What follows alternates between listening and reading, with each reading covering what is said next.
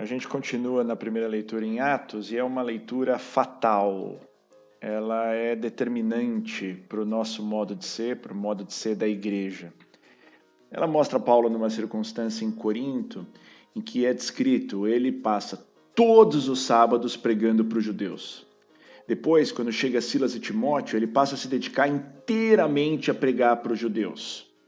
Para chegar num determinado momento em que ele vira e fala, chega, vocês não acreditam no que eu falo? Então Paulo sacode as vestes e diz, vós sois responsáveis pelo que acontecer. Eu não tenho culpa. Pessoal, esse eu não tenho culpa de Paulo tem que ser ponderado de todas as formas possíveis. Isso aqui devia ser algo quase como que uma guilhotina pendendo no nosso pescoço. O que significa que Paulo, num determinado momento, pôde, com base no Espírito Santo, virar e falar, chega, eu não tenho culpa. Imagina um cenário de igreja com o dever de pregar e levar a conversão, virar para uma determinada pessoa ou pessoas e falar, chega, eu não tenho culpa. Não tem uma resposta, evidentemente, para isso, mas Paulo chega nesse ponto. O que será que isso significa? Isso tem que ser uma pergunta crucial para a gente. E olha, eu nem estou preocupado em saber exatamente qual é esse limite lá na frente em que a gente possa realmente, com base no Espírito, virar e falar, chega, desisto, eu não tenho culpa. Não ter culpa significa eu fiz tudo o que eu podia ter feito, então agora chega. O meu ponto é a gente estar por preguiça, por desconhecimento, por falta de fé, antecipando esse ponto para um tal nível aqui no começo, em que a gente já desiste na largada. Tem vários jeitos de desistir. Um é efetivamente virar, não, chega, não vou mais me esforçar, não vou mais pregar, não vou mais fazer nada, tal. Ou criar meios para dizer, sou bem-sucedido, já consegui, já converti, não preciso fazer mais nada, ainda que seja por meio de ritos, por exemplo, numa circunstância em que a pessoa, infelizmente, não está verdadeiramente convertida. Então, atenção, são dois grandes pontos de preocupação. Qual é o limite? Saber se esse limite não está antecipado, e ao trazer para esse limite antecipado, o segundo ponto de preocupação é a gente estar criando teorias que nos satisfaçam, mas que na verdade o que a gente está fazendo é desistindo de levar a conversão. Ponto crítico, tá, pessoal? Ponto difícil. Para Paulo falar eu não tenho culpa, isso aqui tem que ser visto de uma forma dramática. Isso aqui não pode passar despercebido, não pode ser analisado levianamente. E isso aqui tem que ser, repito, uma faca pendendo como uma guilhotina sobre o nosso pescoço, tá? Temos que ficar atento, isso aqui tem que ser doloroso pra gente.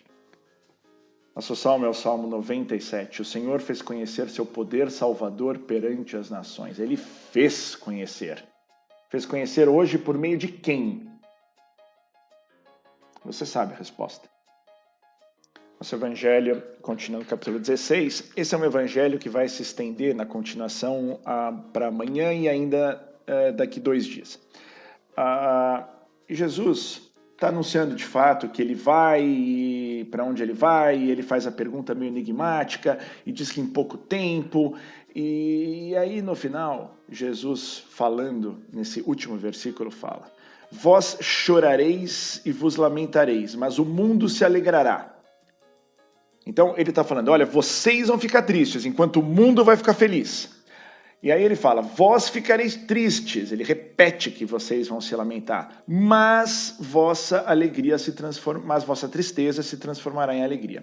Nos versículos seguintes, e por isso a gente vai ver esse evangelho em 3 partes, hoje depois das complementações necessárias para poder entender, vai ficar claro nesses versículos seguintes que o que Jesus está falando aqui é da morte dele.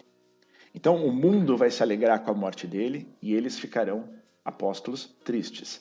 Mas dessa tristeza virá a alegria, ela vai se transformar em alegria. E obviamente Jesus está falando da ressurreição e glorificação dele, inclusive com a vinda do Espírito Santo.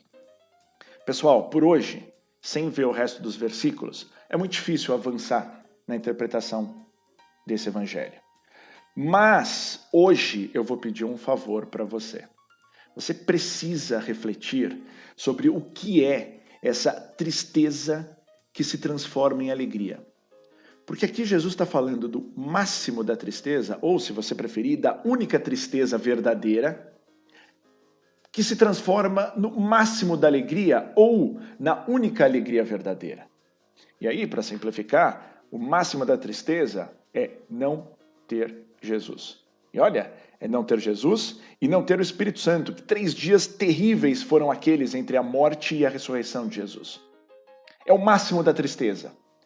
Para então eles terem o máximo da alegria, que seria a ressurreição de Jesus e a vinda do Espírito Santo. De repente, eles não tinham nem pai, porque ainda não tinha tido a ressurreição, não tinha Jesus, que estava morto, e não tinha o Espírito Santo, que ainda não tinha vindo.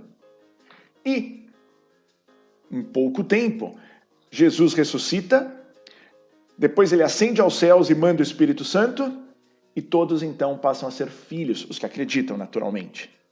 É o máximo da tristeza e o máximo da alegria. E o meu pedido para você refletir é o seguinte: se isso não for, conceitualmente que seja na sua cabeça, o máximo da tristeza, e depois, quando as coisas vêm, o máximo da alegria, a gente tem uma dificuldade. Se isso for uma história bonita, que te traz conforto e te alegra em momentos tristes e te reconforta quando a vida é dura para você, estamos mal. Mas se isso de verdade é o máximo da tristeza e o máximo da alegria, aí a gente está bem. E é isso que eu vou pedir para você então. Refletir